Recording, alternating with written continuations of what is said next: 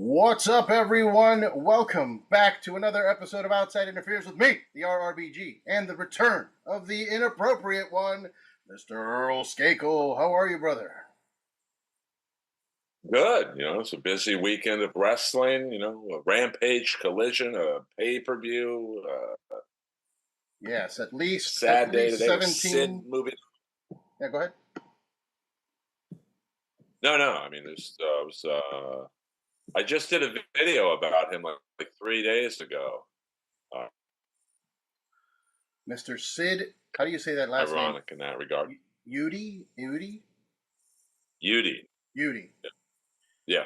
Yes, Mr. Psycho Sid, Sid Justice, Sid Psycho Sid Vicious. So many names, but we lost Sid. Another legend gone. And he wasn't that old. Early 60s. 63, yeah. Seemingly in great shape. So, Yeah, apparently it was cancer or something like that. I think his son mentioned it. Yeah, I mean, I'll guess. I don't think he smoked, so I'll guess it wasn't lung cancer. I mean, I have no clue, but I would guess maybe prostate. That's prevalent in men in their 60s. So, And he seems like too much of a man to get a finger up his sad day butt. for. You know. Yeah, I'd hate to be that doctor. Yeah, 100%. Oh man. You can hear me, right? I hear you. There's a little bit of, I think, of a delay or maybe a lag of some sort, but I hear you. Okay. Yeah. So yeah, there was a lot of wrestling, but we're gonna focus only on All In because there's too much to even. There's too much already on All In. I think there was like 30 something wrestlers performing before the actual main card even. Like it was some ridiculous thing like that because they did a bunch of multi-man matches in the pre-show. Yeah, they had a 16-man, kind of like their version of the Andre the Giant, Rumble Royal. There was a lot of talent. You really realize how bloated their roster is when this is a pre-show, and none of these guys are even close to being on the main card. Like, wow, this is so. And then what was the I think Stokely and the intergender match? That was pretty fun. Wasn't great. Wasn't horrible. Yeah, we had Willow Nightingale and Tomohiro Ishii of New Japan versus Chris Statlander and Stokely Hathaway. And yeah, it was a fun match. I like to see Ishii no selling everything that Stokely threw at him. I thought that was funny. Yeah, there were some funny moments, like when he would chest chop Ishii, and like obviously he's not going to sell it. I mean, it was a humor match. I don't mind it. Not every fucking match can be, Jack Perry and Darby, blood and guts, and so I didn't mind. It was on the 0 hour, so it's in the comedy world, which you are now a part of. It was like the comic who goes on first or second. I mean, you got to warm up the crowd. So it served its purpose. Yeah, for sure. Yeah, we had the other match you mentioned. It was like 16 men. Tommy Billington, I think is that the Dynamite Kid? Is that who he is? Yeah. Right? Mm-hmm. So yeah, Tommy Billington, Kip Sapien, Rocky Romero, Kyle Fletcher, Leo Rush, Action Andretti, and Top Flight versus Jay Lethal, Satnam Singh, Anthony Agogo, Arya Davari, Private Party, and the Dark Order. Jesus Christ. Was there even a purpose? Like, did they explain why those people are together, or just, hey, everybody wants to have a match at Wembley? I mean, not really. I don't think there was a lot of thought into this match. I mean, there were some funny moments. Lilo Rush and Satnam Singh. That was pretty funny, just because of the difference in height and weight and everything else. Yeah. Yeah, I mean, it was literally David and Goliath. I didn't care who won or lost, which is always a problem. I think Kyle Fletcher probably should have been on the main in some capacity. So it's another humor match. They're just warming the crowd up. It was okay, I guess. Yeah, and then there was Dustin Rhodes, Sammy Guevara, and Shibata, and the Von Erichs versus the Undisputed Kingdom and Cage of Agony, which is Brian Cage and Toa and Bishop. Another just mixed mishmash, and I don't even understand what's going on with Dustin Rhodes' current like trajectory. Like tagging with Sammy Guevara. I mean, I guess I don't know what's going on anymore. I've kind of I don't watch all of Dynamite and Collision and Rampage. I watched most of Dynamite and some of Collision and Rampage now. I mean, I would guess they're trying to get Sammy back in the mix in some capacity. I mean, it's cool to see the Von Erichs in there and Kevin. It's always fun to see him. I mean, I used to watch him on World Class Championship Wrestling Kamala. I mean, so that's how long he's been around. Yeah, he's been around for a while. But like you said, it was I don't know, it's just kind of a mishmash of, hey, we got to get these guys are here, we got to use them. Uh, so I mean, I don't really mind what goes on in 0 hour. I'm just there to watch. So I think there's a better way to do 0 hour than just basically all these jobbers. Doesn't really It's give gotta you be that much expensive. momentum going into the main card. You know what I mean? Oh yeah, I mean, to fly all those guys out there. That I mean, like you said, a 16-man battle royal. This Cage of Agony match. That's probably another 10 dudes. That's 26 guys. The mixed gender match. Another, that's 30 people. Arguably, you probably could have probably had 10 of them. Because the Statlander match was basically for stipulation for their next match. So I guess you could do that one, and then maybe I don't know, just have one battle royal type of match, and take out 6 guys. I mean, it's Tony Khan's money; he can do what he wants with it, I guess. Yeah, yeah. Well, before we get to the main card, I want to ask your thoughts on as because you're more of an AEW guy. So 100%. as a fan, I want your take of Dustin Rhodes being like a double champ at this point in his career. Do you think that helps AEW? Does it feel good?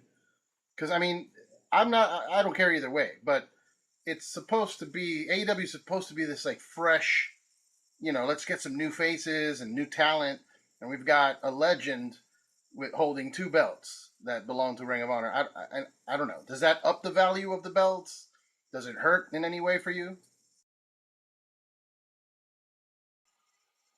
Yeah, I was saying he still wrestles fairly well for 55 and all the miles he has on his body and whatnot. But I would think Ring of Honor. You put a younger guy like,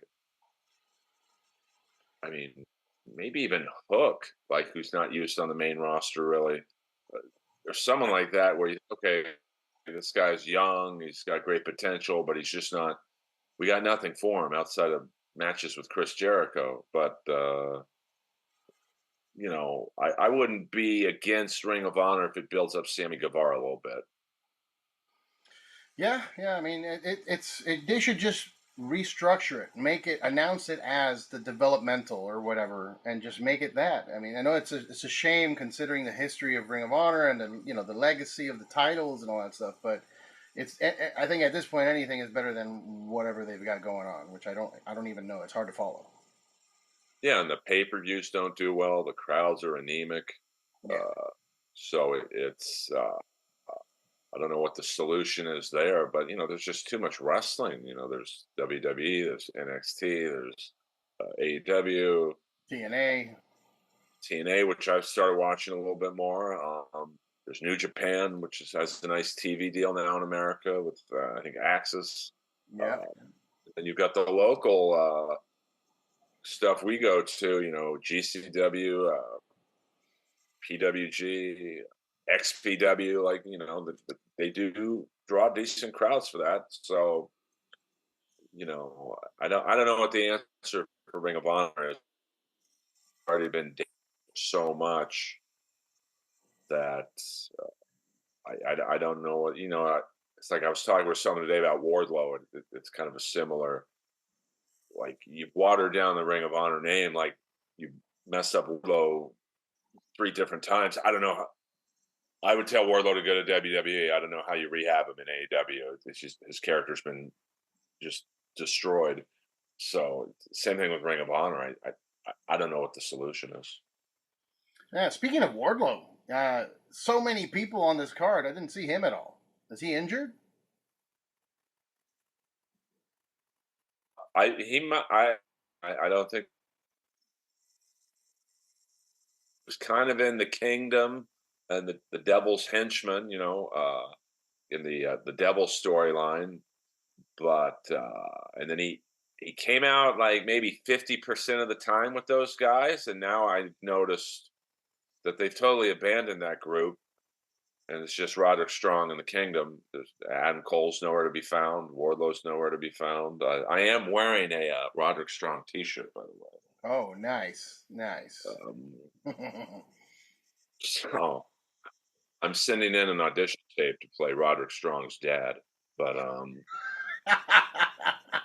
be so funny if I'm just stumbling around backstage going Roderick. I'm like his stage dad, because we do kind of look alike. But that's another thing. Like those guys, the Kingdom, are Ring of Honor tag champs, but like you could put a gun to my head, I couldn't tell you who they beat for the titles. So it's just like, that's why I think Collision should be a separate show. Wasn't it? Was it Adam Cole and MJF, or no? Did they win that match? I don't even remember. I don't. Oh yeah, maybe it was that. I think they won it when they were the masked, the Yeah, they were the Devil's mask, the Mask. devil mask. Yeah.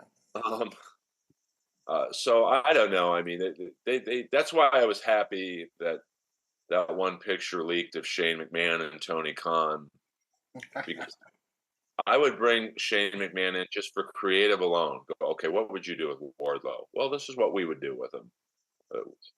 How would you rehab the storyline of the devil? Oh, this is what we would do. That's yeah, it would be exciting to see him on camera, but like that's I think his biggest value would be, Tony Khan respects him, so he would listen to him. And so if they ever do bring in Shane McMahon, I hope it's behind the scenes more than I mean, they're going to put him up in front of the camera, Well, yeah. but I'd rather they need. let him talk instead of trying to like wrestle fucking Osprey or something. I mean, I wouldn't mind a one-off with either MJF. To me, it was the perfect way to bring him in was last night. I mean, this is your big WrestleMania, man. You got to have these oh my god moments, and they just didn't. I mean, Ricochet was kind of cool. I knew it was coming. I mean, Jamie Hayter walking out like a looking version of Becky Lynch. Like, I don't know if that was a tribute or like some weird mocking of Becky Lynch. I found it weird that they But brought they her back needed that. Oh my during. God! Did you? Yeah, I found it weird that they brought her back during the pre-show. Like that was way to fumble that return. Yeah, yeah. I would not have done that. Uh, because you got Soraya's a huge star in the UK still, so definitely, I would have put that segment first on the main card. You have her walk out. She does that great speech. I won this thing last year. Now I'm not even on. I don't even have a match. And if there's anyone behind the curtain wants to come out and like whatever, and then like Hater comes out, a big huge pop, and um, I just I don't under. And my one buddy was like, well, that's for the people who didn't buy the pay-per-view yet. That's for them to go, oh, we should pay for the pay-per-view. I kind of get what he was saying, but I still would not have. That was, there weren't a lot of oh my god moments. That was one of them, and a lot of people who don't watch Zero Hour didn't see it. Yeah, yeah. All right. So the main card started with again, like I said, I haven't been watching religiously like I used to. So I was kind of caught off guard when I saw Pac with the Blackpool Combat Club. But I guess it's because the rumors are swirling that the Lucha Brothers are coming to WWE. So they had to put Pac with someone, I guess. It's just kind of weird to me, like out of nowhere. He's with the Blackpool Combat Club now, I guess. Yeah, I mean that's the rumor on the street is the Lucha Brothers going to WWE. I mean, what can you do? I mean, the rumors of all the people AEW wants to sign. You got to let some people go. Uh, I mean, Ricochet is it's basically a trade. You get Ricochet, you get the Lucha Brothers. I think in some capacity we'll see MVP Bobby Lashley and Shelton Benjamin. I know they filed a trademark for the Hurt Syndicate, which probably means they're going to be using that name wherever they go next. Mm-hmm. So I thought that was it's a bummer that you're losing the Lucha Brothers, but I mean, I do like the trios division in AEW, but they've also kind of ruined the tag team division because I don't know. I mean, they don't really they put all their focus with the trios division, so the tag team division's been neglected so much that I don't know. Although they had a good match last night with FTR and the Acclaimed and the Bucks, but you know, name me a fourth tag team. Maybe Private Party. Yeah, but they're all I like don't think paired up those with guys. each third person. Like all of the tags are basically factions at this point. It's weird. I don't know. Yeah, like I'd love to see two of the three of House of Black be a tag team, but I don't know what you do. I don't know what to do with the third. Like I mean, I'm a huge Buddy Matthews fan. I wouldn't mind seeing him go to singles, but I don't know that's because he's Oh, like Malachi should be the singles star. He should be a champ, a singles champ, and they should have Brody and Buddy just dominate the tag division. But they fumbled. They've been fumbling the House of Black a little bit overall, and it bums me out because I really like those dudes. But I have a feeling that once their contracts go up, I have a suspicious feeling that they're going to be looking for options. well, I don't know. Buddy re-signed with AEW, so That's um, true. I mean, I was hoping actually he would go to WWE because the money. I mean, it'd be an amazing program to have him come in. For those of you who don't know, he in real life is married to Rhea Ripley. Him and Dominic, like, there's definitely, I think, a program there if they were ever in the same company. But uh, I don't know how loyal Malachi and Brody are with Buddy. Who knows? But they get buried too in WWE. Like that's the thing. You get buried in both companies because both companies, like, there's just so many people, and I guess NXT is doing better. Like Ethan Page, and they handled him much better than AEW did. But you know, I mean TNA. I don't know if they can afford these guys, but they're a third option, I guess. I mean, they got Ziggler, so I never thought Ziggler would sign with them over AEW. Yeah, yeah, yeah. I don't know. I don't know. I wish the House of Black the best because honestly, I do like them a lot. But it's kind of gone to shit from the debut of Malachi Black to where they are now. It's almost like it's unrecognizable in terms of story. But yeah, Pac and the Blackpool Combat Club, Claudio and Wheeler Yuta are now the trios champions for AEW for some reason. They could have given it to any of the other trios that are actual trios. Because Pac and Blackpool, like that seems like they just put them together so they can take the pin, but somehow they ended up taking the belt. So they put down the Patriarchy, which is Christian Cage and Killswitch and Nick Wayne. They took down the Bang Bang Gang, Juice Robinson, Austin and Colton, House of Black. Like, it just, I don't know.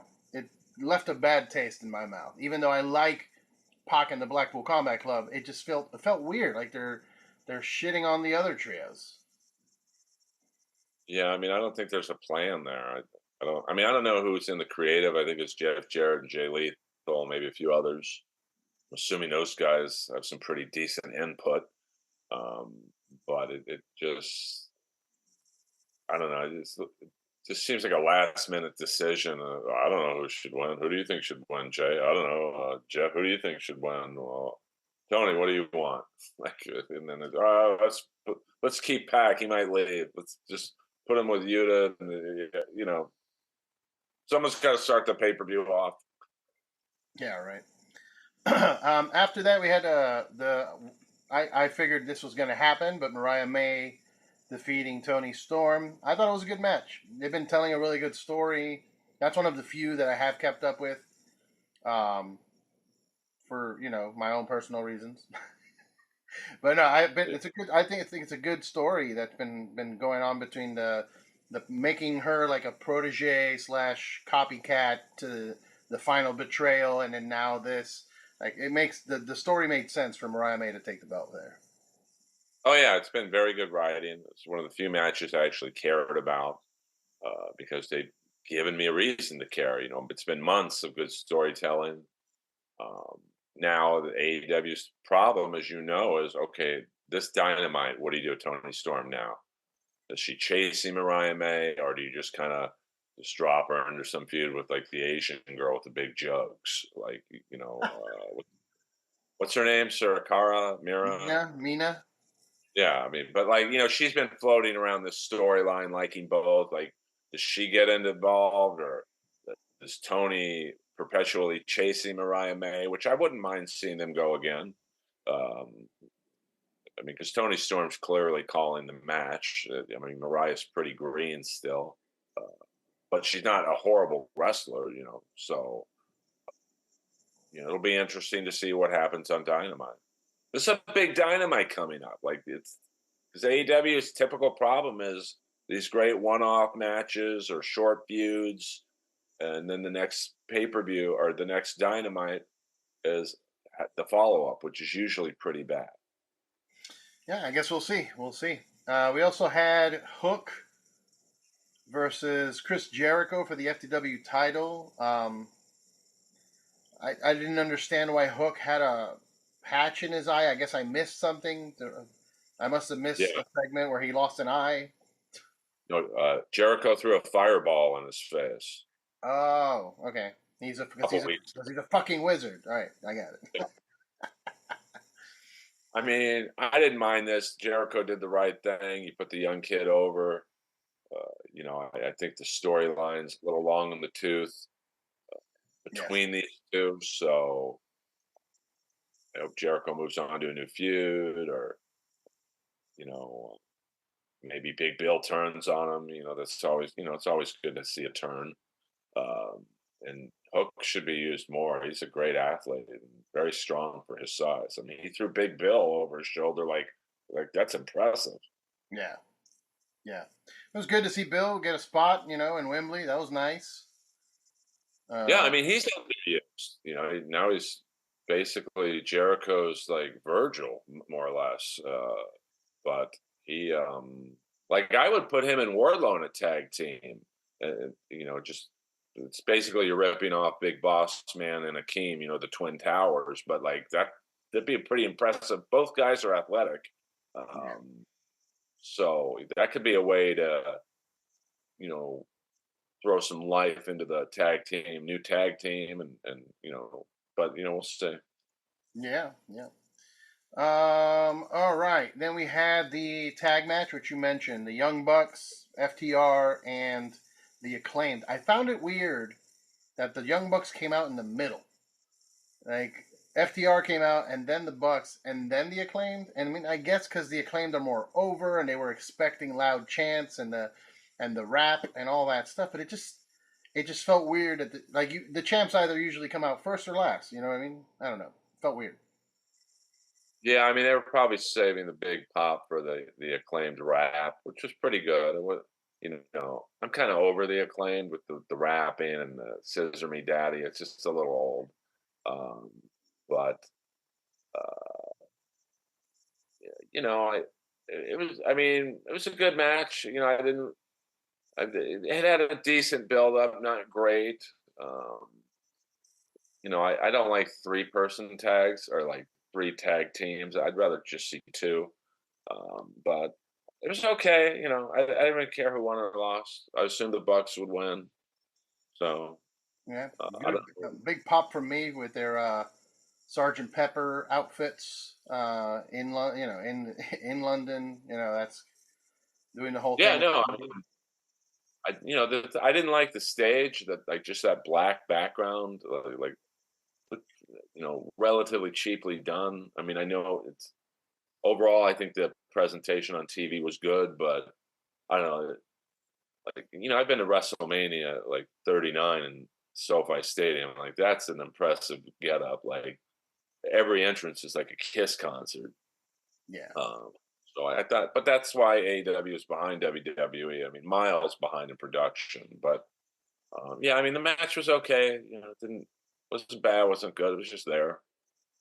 yeah, I agree. I thought it was fun just because those teams are fun always, but I am definitely over the Scissor Me Daddy and the Acclaimed. But it sucks because they're still way over. The crowd loves them, so it's not going to go anywhere as long as the crowd's still cheering.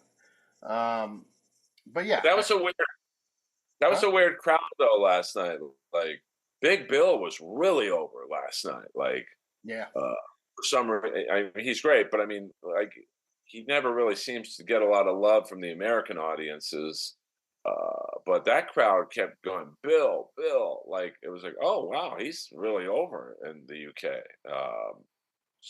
And then they were a pretty hot crowd. I thought, they were the only match where I thought they were. We'll talk about when we get to the match was Mercedes and Britt. They're pretty silent for that one.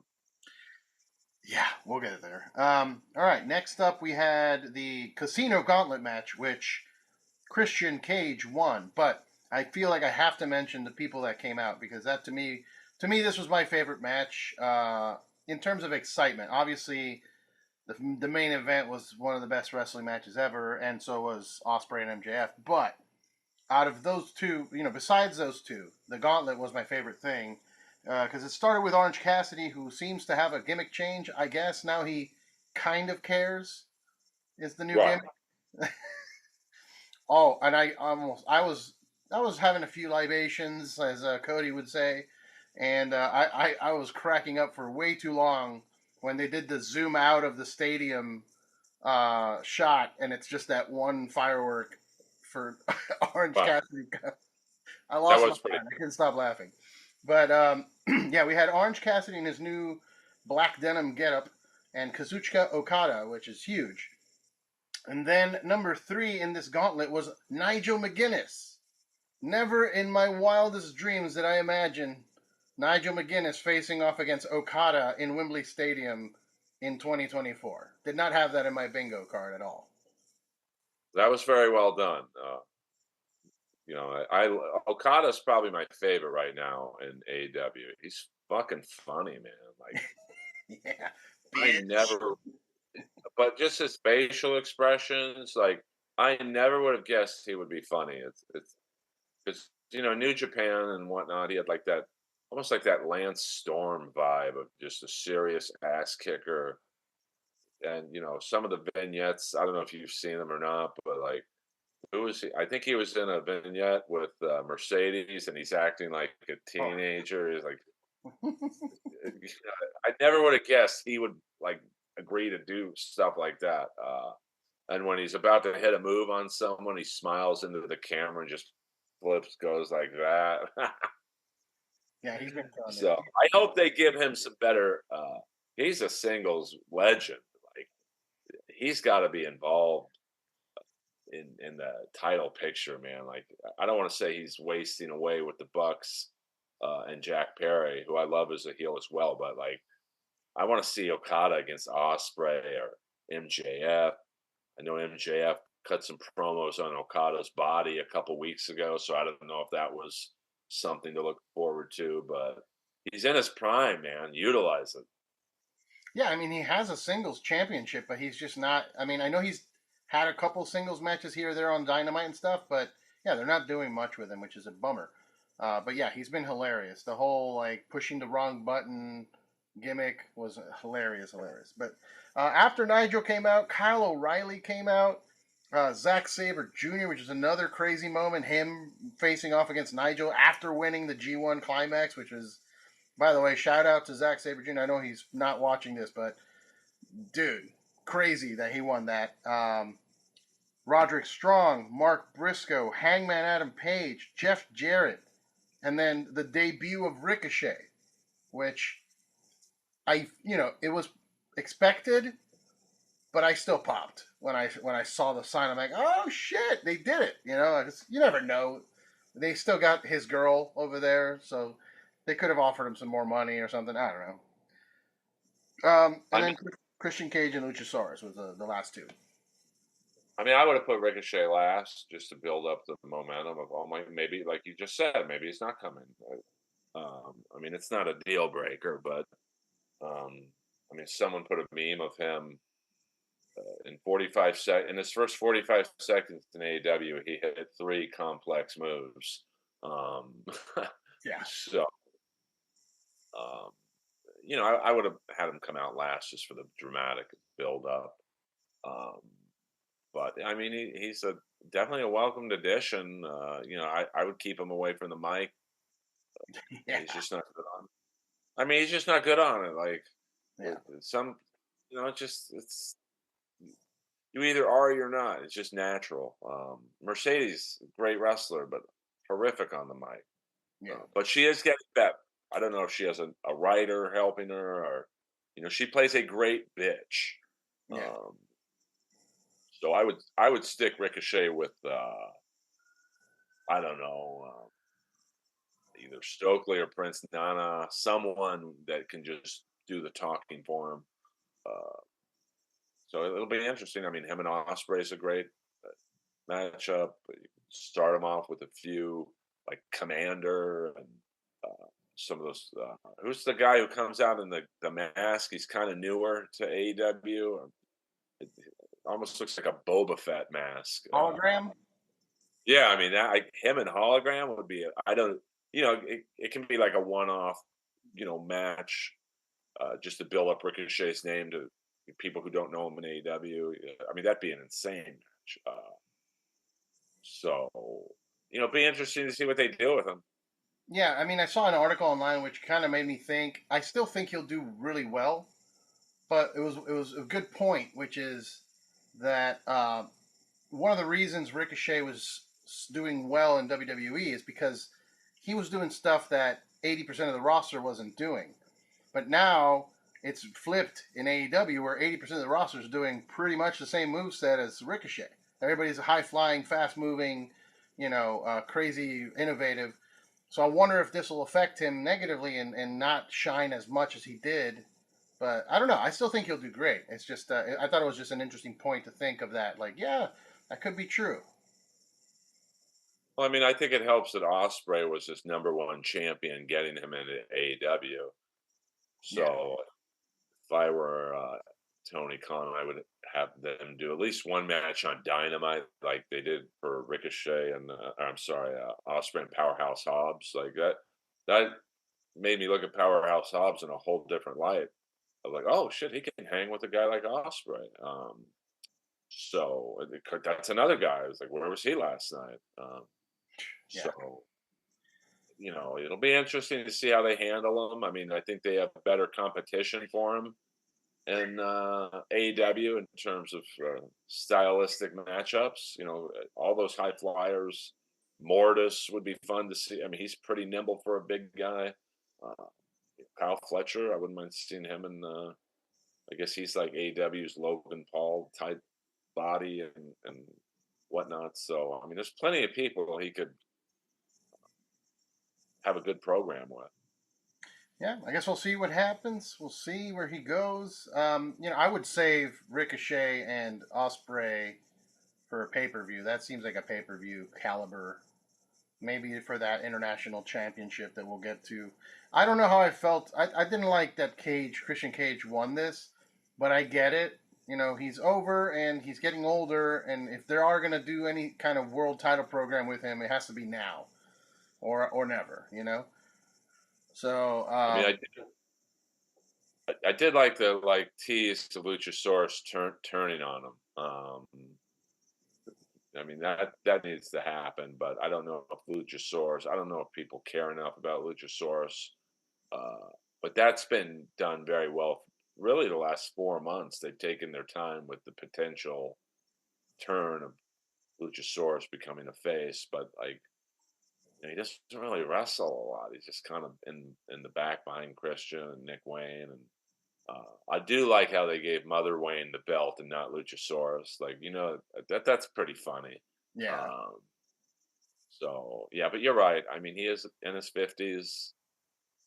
He can still go given his age and wear and tear on his body, and you got to assume at some point maybe him and Adam Copeland get back together. I mean, there is potential to really revive the tag team if you put Christian and Adam Copeland together again.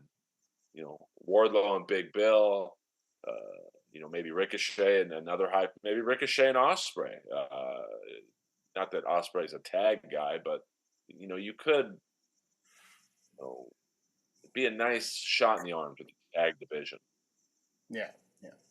All right. After this, we had, as we've been talking about Osprey, we had Osprey versus MJF. Been liking a lot this American hero MJF character. Uh, I don't know if it's an intentional. I mean, I'm sure it is an intentional jab at Cody Rhodes being the American hero in WWE and whatnot. But I think it's an interesting change of character. I feel like he's still trying to find himself since he came back. Because that heel turn was weird. It kind of canceled out all of the Adam Cole Devil stuff. Like it doesn't, as you see, none of that matters anymore. And then he was a heel, like a badass version of himself with a leather jacket. And then they did this whole USA American Hero gimmick, which I found hilarious. But I don't know if he's going to keep it going now because it felt temporary. Like I'm just doing this to get to Osprey. So I don't know where he goes from there. Does he go back to the leather jacket? But either way, fantastic match.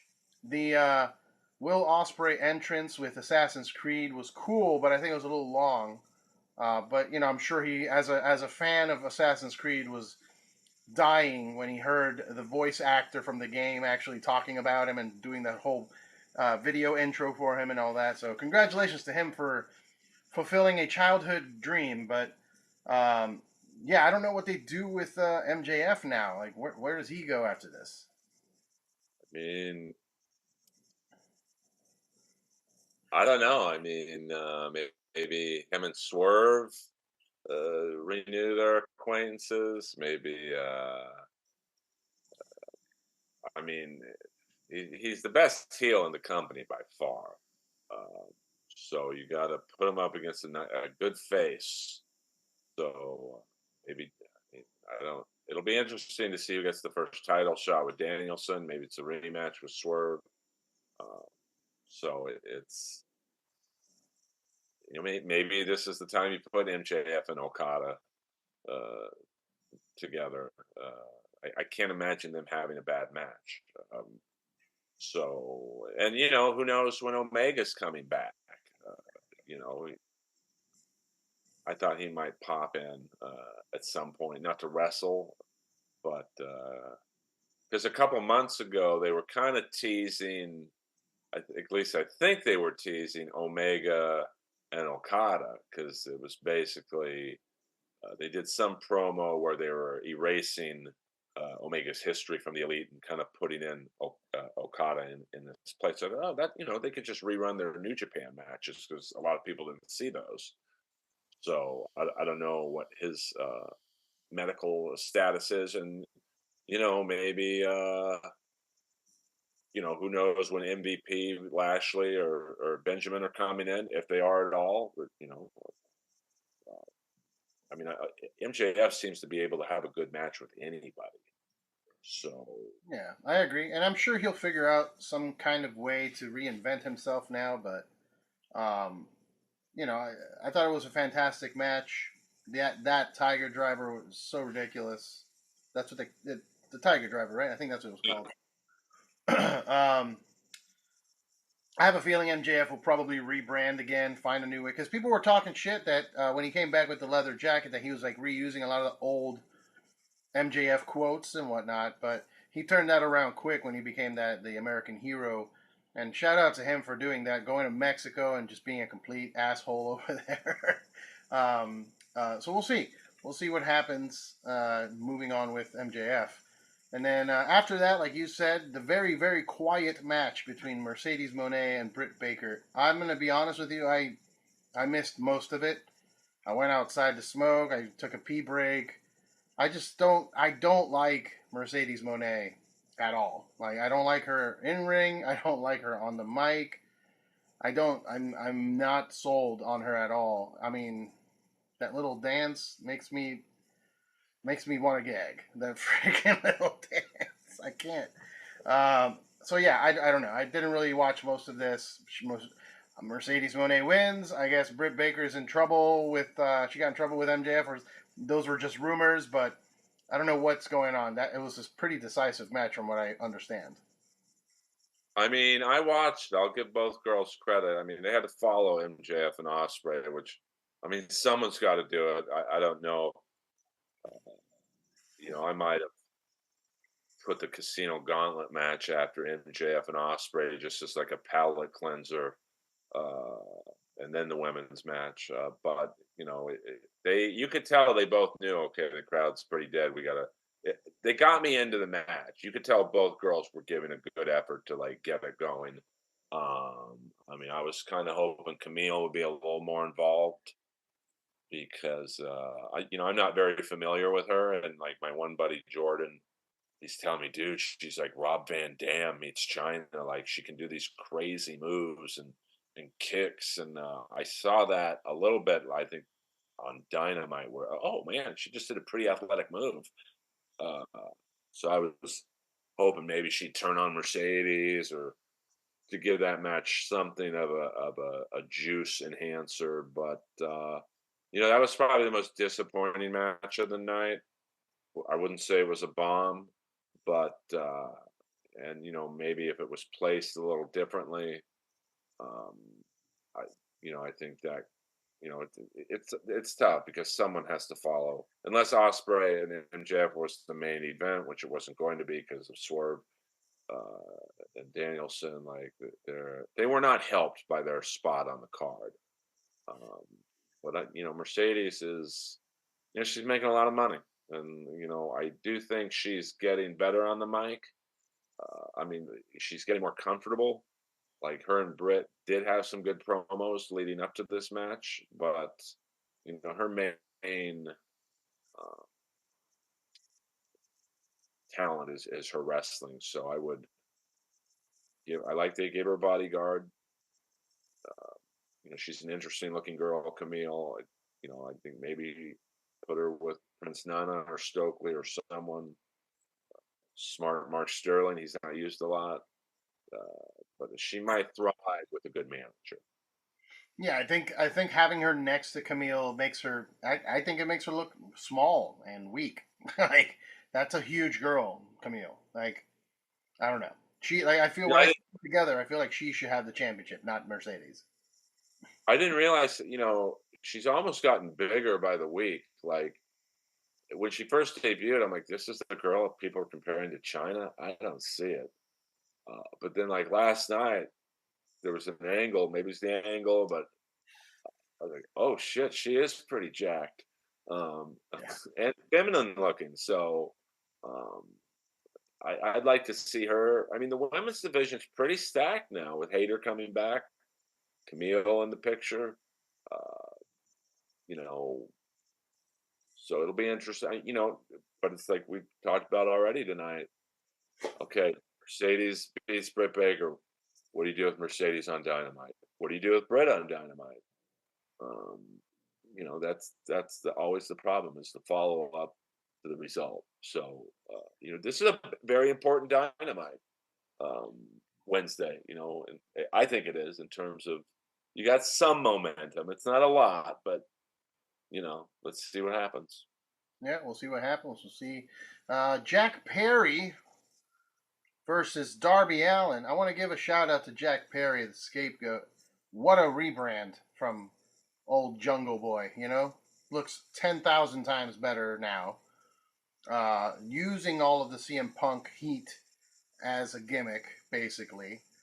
Rebranding the TNT title, which I thought looked amazing. He posted a video on his socials of him like legit metal working and putting a coating on it and scraping out and painting it himself. Like that was really cool. I haven't seen anything like that actually in pro wrestling. Like there's been custom belts before, but they've never shown like the wrestler doing it. They never showed Daniel Bryan doing the fucking potato sack and wood championship belt, at home with his like beads and shit. They just debuted it. This was cool that they showed it. But yeah, great match. Darby came out with like thumbtacks glued to his face. It looked like Hellraiser. Lunatic. 100%. I mean, that kid's going to be a wreck when he's 40, but no one's forcing him to do it. And I agree 100% with Jack Perry. Like I love him as a heel, and the gleam. You could probably tell he's a great guy off stage, because the reason I say that is because you can tell the gleam in his eye of being a bad guy. And when he dumped the glass on the mat, you can just tell. Like I agree with you. Like I do like that he's using the CM Punk situation for some extra heat, and some people don't like that. It's like move on, but I love it. But I mean, they've ever since they showed the video of him and CM Punk backstage, I think he's really thrived because I don't know what you heard, but before that tape was aired, and I know people were like, "Why is AEW highlighting the WWE wrestler right now?" Uh, uh, the narrative I heard was CM Punk choked Jack Perry out. That's what I heard, and so I think that tape showed that CM Punk kind of jumped him, and Jack Perry fought back. Like because my image was, oh, CM Punk just put him to sleep. But so I think that helped. Okay, you know, it's not as bad as we thought it was, and he's thriving. I love, I said this a couple of months ago that the promos they have with Okada pulling up in a Ferrari and the people hate the Bucks. They're good heels, because in real life people are like, you guys are making a lot of fucking money and you barely wrestle. Um, and Jack Perry, people don't like him for any number of reasons. I see a little bit of the four horsemen in this group. Like they don't have a flair, like in terms of the mouth, but I don't know. I like this group. I hope it's a good faction. They don't have a lot of good factions in AEW. No, they don't. They don't. I dig Jack Perry with the Bucks. I wish that they matched a little more in terms because like the Bucks and Okada are in a suit, and Perry is more of like the rebel, leather jacket, jeans kind of vibe. But it's fine. They're all badasses. I did notice that the match was kind of one sided, wasn't it? It seemed pretty abusive towards Darby. I didn't see Darby getting a lot of hits back. Well, I think because their match a couple weeks ago, which was like a War Games on Dynamite, the double cage, and where I think Jack took a lot of shots. I mean, that chair shot was brutal, and of course, the internet. Those people on the internet are out of control. This one guy like slow mode the shot, and he's like, "See, you can see it's a gimmicked chair. Like, look at there was some sign or something that." And it's like that was I don't care if that chair was softened. That was a chair shot of The Rock against Mick Foley type. That shit hurt. So I think this is maybe retribution for that. I wasn't necessarily a fan of Sting coming out. I mean, I get it, but to me, this could have been this was another area where you could have brought Shane in. Um, that would have been a huge pop. I mean, that would have been a bigger pop than Sting coming out. I mean, I get Sting and Darby have their thing, and I'm sure Sting was paid handsomely to fly over to London and just walk out. But it's still APB really lacked that. Oh my God, did you see this? That was an opportunity where you could have plugged in Shane, and someone said, "Dude, that makes no sense." But you make it make sense. Like it's not that hard. It's wrestling is not that hard to write. Yeah, yeah.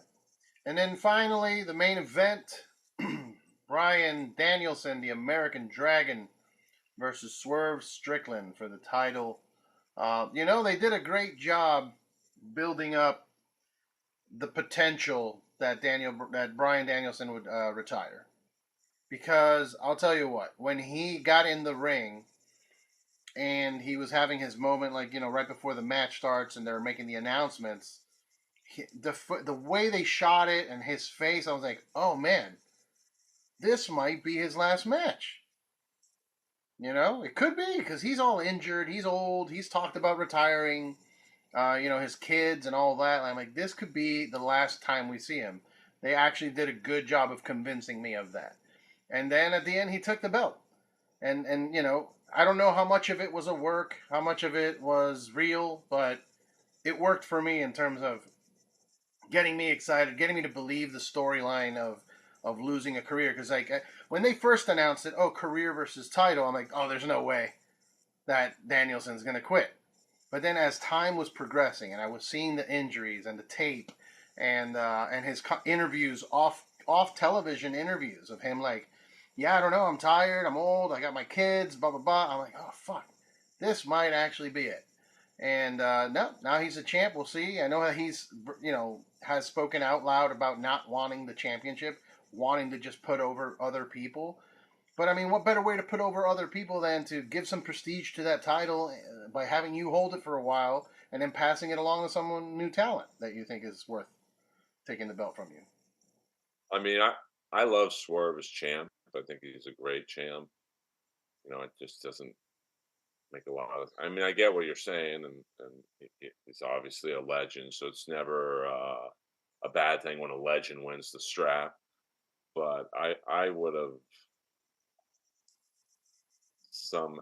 I mean, I hope Swerve gets the belt back in some capacity. I just think and it's a great look to have an African American champion. Like it is. Now he's a great wrestler, whether it's black or white, but it's not a bad look. And he's a good bad guy. Um, so once again, this Wednesday on Dynamite, what direction do they point Swerve in? Maybe a rematch. This is always. I hate to keep repeating myself, but we've been saying this shit since the Comedy Store Wrestling podcast. The AEW's biggest problem is the storytelling, and you told a great story, like the vignettes with Danielson and Jeff Jarrett. The old vet talking, "Hey, go for it." And that made you invested in the story even more. And Swerve's a great heel, but now what? So I Yep. mean, I know this is gonna be a must see Dynamite. Like it is. How do you bring in Ricochet now? I know that he's having a match, so there's that. What do you do with Britt Baker now? Who's Mercedes go up against? What do you do with Tony Storm now? Where do you put Okada? What's he? It's just like a lot. And maybe there's another. I got the feeling that after the pay per view was over, that AEW's holding back something for Dynamite, like a debut, or I guess no one would return, but like because they just, man, I just it was a very good pay per view. It wasn't great. What's your final score? What would you score it out of 10 Earls? 10 Earls. Give it an 8. I mean, good return that I thought they somewhat botched, put it on 0 hour, like we said. Really not a bad match on the card. Um, if the Mercedes Brit's the worst match on the card, that's a pretty good card. Yeah. Uh, because I'll give both girls respect. You could tell about 10 minutes in, they're like, hey, let's just go all out. We got to do something because this crowd's pretty dead. Um, and MJF Osprey. I mean, it ended very strong, and even though there was a lot of matches, 12, did you say? 1, 2, 3, 4, 5, 6, 7, 8, 9, 10, 11, 12 matches. I would say this might have been the best paced AEW pay per view ever. I left. I don't want to say I wanted to see another match, but I wanted more, which I don't think I've ever said at the end of an AEW pay per view. I mean, what was that first Forbidden Door? It seemed like it was 14 hours. Yeah. Yeah. I mean, I would not be surprised if Shane is helping them already. Like, this had a very polished vibe to it. Like, the matches weren't too long, the storylines made sense. I mean, the Casino Gauntlet thing, I don't know if that made sense, but like, it wasn't like, what the fuck am I watching? Which is sometimes in AEW you do. And I'm a mark. Yeah. Uh, so, I mean, the only negative I thought was you could definitely tell, I would say there was about 10,000 empty seats. Yeah. And that's something you just wouldn't have seen in a WWE production. I mean, whether you like WWE or not, they are good at the polished presentation. WWE literally would have paid homeless people to sit in those seats. So, or you move people from the hard cam side, and I'm sure it was pretty full. But I really learned a lot on production when I went to the show in Bakersfield, uh, because when I went to that show, half the arena was empty. It was just the TV side, and then maybe the first 5 rows, so it didn't look empty like when they would wrestle down in that area. But on the hard cam side, man, it was pretty bad. And when I watched it on TV the next night, you couldn't tell. So I think that with the All in London crowd, I definitely would have moved people from the hard cam side. There was a fair amount of empty seats. So, um, Yeah. that was really the only negative was the presentation of the crowd, I thought. Yeah. I mean, look, and I hear the talk all the time of how declining ticket sales and attendance and all that. I still think it was a very impressive amount of people in London. Sure. That there's a lot of people. It wasn't full to capacity, sure, but there's a lot of people. I am not so doom and gloom on AEW. I have been kind of, like I told you, not watching as religiously anymore. And to be honest, it has a lot to do with WWE. Their programming has gotten a lot better for me, and with Triple H running shit, it's exciting, and the stories are interesting to me. So I've been paying more attention to them. Um, but I still try and keep up because there's a lot of friends in AEW. There's a lot of really really better wrestlers, actually better wrestlers than WWE. WWE has good stories and presentation, but there are better wrestlers in AEW. Um, I would give it, like you said, an 8 out of 10. I thought that was, pretty. It was a solid pay per view, and I appreciate the early morning pay per views. I know I've said that before, but it was nice to just get up, have a cup of coffee, and watch the pay per view. Um, Before we go, if you, I know we kind of sped through it because we were having technical difficulties here, but if you want to talk about Sid, some final words to our departed Sid. Look at that, perfect. What was he when he was that ref? What was it? Sid Justice or was he Sid Cycle Sid? I think it was Sid Justice. He was the referee at SummerSlam. Ah, Uh, I mean, I'm old enough to remember him in the '80s. Like, he should have been bigger. Like, not physically, but like he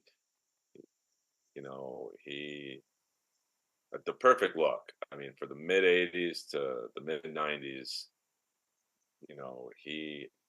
his biggest drawback was his promo ability. But to me, it almost enhanced this character of being unhinged. You know, he botches words sometimes, and of course, there's the famous one where he's talking about Nash. He was supposed to say, "You're not half the man I am," but he somehow twisted and saying, "I don't have half the brain you have." Like it was pretty, like, oh boy, man. But it added to his character of being like, this guy's legit nuts. Yeah. Uh, and you know, he was even good in ECW. You know, how he's not in the Hall of Fame. I mean, I think he's WWE champ, WCW champ, uh, great tag team, and I think it might have been NWA. I might be off on the organization, but with Danny Spivey, the Skyscrapers, of course, one of the great. It's not a botchamania clip, but if you look up Skyscrapers jobber match, there was a jobber who they were in this guy's hometown, and he was no selling Sid like crazy, like it. And you could hear the mics picking up Teddy Long, who was managing the Skyscrapers, going, "Beat the shit out of this guy, fuck this guy." And so Danny Spivey, who was a big, big dude, not quite as big as Sid, but up there, they start shooting on this guy. I mean, you could tell, like, they're giving him full on body shots. And apparently it got worse backstage, but, um, you know, just he had everything. I'm not sure why he wasn't a little bigger. You know, he was bigger than Hogan size wise. He was bigger than Warrior, you know, bigger than Rude, Macho Man. But, you know, I'll give him the respect. I don't think he really liked wrestling. I think, you know, him and Warrior were the two guys who were like, hey, we're in this for the money. Um, you know, I mean, Sid literally missed pay-per-views because he was such a softball freak. Um, like, you got to respect that. Like, the guy's like, you know, pay me or I'm going to go play softball. Uh, and he was pretty good, but like, just it's always sad. I mean, these guys go at such frequency now. You know, I don't even get sad anymore. But I welled up a little bit this morning. Of course, everyone. I thought a family member died. I probably woke up to 30 messages. Sorry, bro, to be the bearer of bad news. I'm like, oh man, my brother died. Or Huh. someone close to me, and you know, just a. I mean, if you go back in it today, I think is the anniversary of the Shockmaster debut. Oh Um, wow. which, if you watch that, Sid is the only one who stayed in character. Like, I think Stevie Ray's laughing. Uh, Booker T, you can hear him on the hot mic going, "Oh my god," uh, and Sting and Davy Boy Smith are kind of lost. You could tell they're panicked because they were pretty green at that time. And Flair just left. Flair just literally walked off with the girl. Um, and Sid was like the only one who stayed in full gimmick, and so you know, he was one of my favorites. You know, and his shoot videos. There's a lot of them on YouTube. He kept it real.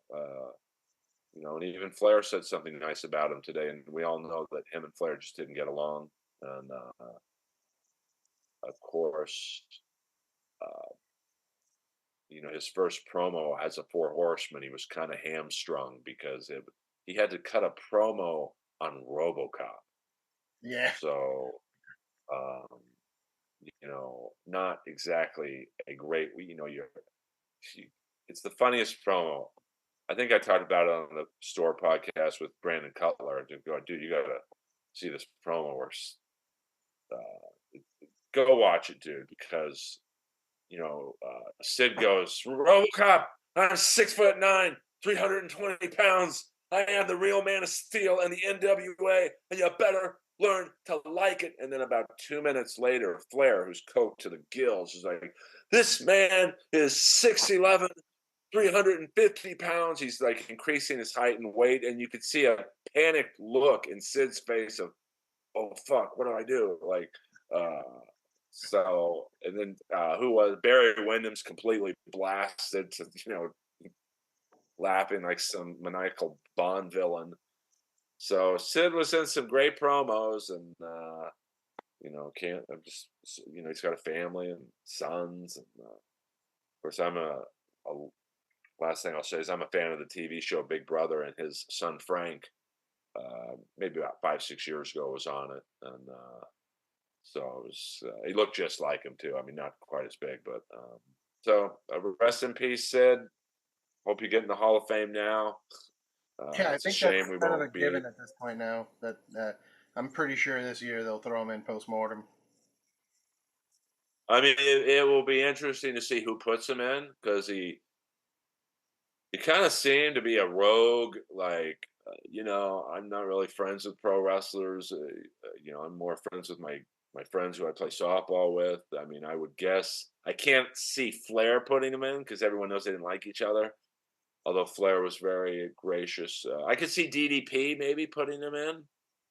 He'd be, even though they don't have like a ton of history. Uh, Yeah, Maybe Dan Spivey. I don't know if he's burned bridges with maybe Shawn Michaels. He at one point was uh, Shawn Michaels' bodyguard. Just another great promo he was in when Shawn Michaels fired him and Sid went to power bomb him, and you could see Shawn wiggle out of it. Like, it's like, I'm not taking a power bomb from you. So they kind of botched the first power bomb, and then I don't know if this was part of the script, but Sid was like, He picked him up again and gave him a hard power bomb. So not quite as hard as when he knocked Brian Pillman unconscious, but I've seen that. did. That was crazy. Well, I mean, that's good. It's kind of funny when you watch that clip because it's a war games, and I would guess the cage. It's probably the smallest cage I've ever seen in terms of the height. It was, I would guess, 7.5 to 8 feet, and Sid picks up Pillman, and Pillman's neck whiplashes against the top of the cage, and you could tell he's out. And Sid picks him up again, like basically power bombs an unconscious person. Um, and then Giant Gonzalez had to come in for the save, and he's walking. You think Sting was slow yesterday walking. Giant Gonzalez was like, he had bad hips, bad legs, bad ankles. Uh, so not the guy I would have sent in to save somebody, but a lot of it's always sad. We're going to start losing guys of his era. I mean, I don't want to mention names, but it's 80s pro wrestlers. One, they're in their 70s now, and two, they're you got to figure the wear and tear is pretty fucked up. Yeah, So yeah, they're all pretty banged up. hopefully, we don't lose too many more. Yeah, man. Rest in peace, Psycho Sid. Really had he. I was never a fan, but he was always in my mind as a child watching wrestling. Like whenever he'd show up, I was legitimately scared of him. Like I thought he was actually just some psycho that was gonna kill everyone there. So he definitely made an impression on me as a kid. So rest in power, how people say sometimes. But yeah, dude, thank you so much for talking some AEW with me. It's been a while. I mean, I haven't talked to you since Japan, even since I went to Japan. Yeah, I know. I mean, you're killing it. A roast battle judge. No, I'm serious, dude. Flown all the way to Japan to judge roast battle. That So was fun. That was fun, man. That and Bloodsport. I got to do Bloodsport and Roast Battle in Japan, which it's just I still can't wrap my head around it, but it was a fun time.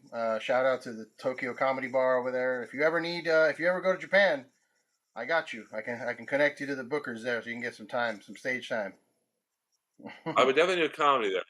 I would not fly to Japan to judge roast battle. No, no, no. But you could do I, a set for sure out there. they would probably love to have me do that, but I won't walk a mile from my house to judge roast battle. I'm not getting on a 17-hour plane ride to. I can only imagine how bad the roast battles are in Japan. I mean, they're bad here. Yeah, it was surprisingly not horrendous. I've seen way worse here at the Belly Room for sure. The good thing is that they have a tight knit group of comedians out there, so they're just helping each other out, writing, and they all seem to be, there's a limited number of how much they can put on every week because they do all like regular comedy shows too. So, but what they told me that uh, because I was an outsider from the U.S., the show's like it's sold out because they're not because of me. It's not because like, oh my God, Eddie Torres is here, but it was more like, hey, here comes somebody from the U.S. who's in the comedy scene, and they're so used to seeing the same like 12 people that anybody that shows up from any other country, it's like an attraction to them. So it sells out. I mean, it's not a huge room, but it's still a sold out room. Well, yeah, it's like anytime I do like certain comedy clubs deep into Canada, they're really excited. Oh my God, this guy's a comedy store paid regular. Could be any paid regular. It's not just me. They're here. Like you're a celebrity to these people Yeah. in other countries, and um, so just you're a comedy store guy. So that they don't. It could be you, could be me, could be Henchcliffe, could be Red Band, could be Sosis could go over there and it's like, oh my God, this guy's from the comedy store. No, I'm serious. It doesn't Yeah. matter. So I think he's working at the Concubine Lounge or whatever that club is called in Hollywood and Highland. Um, so shout out to John Sosis. Good luck with that club. All right. Well, thank you guys for watching. Please follow the show at Outside Interference Show. Follow me at RRBG Podcast. Earl, plug away. I know you got a special coming. Got a special coming. That I've released some vignettes on my YouTube page. And I do random episodes of Inappropriate Earl. Um, so just follow me on YouTube. That's where I'm really concentrating my energies on. And I'm on. You can follow me anywhere. It's very simple. It's just Earl Skakel, EarlSkakel. And if you ever want to come to the Comedy Store, if you're coming into LA or you live here already, uh, DM me on Instagram. That's the best way, and I'll take care of it. Hell yeah, brother. Thank you so much again for your time. We'll hang out soon, all right? Miss you, dude. Miss you too, man. Let's hang out soon. All right, brother. I'll see you soon.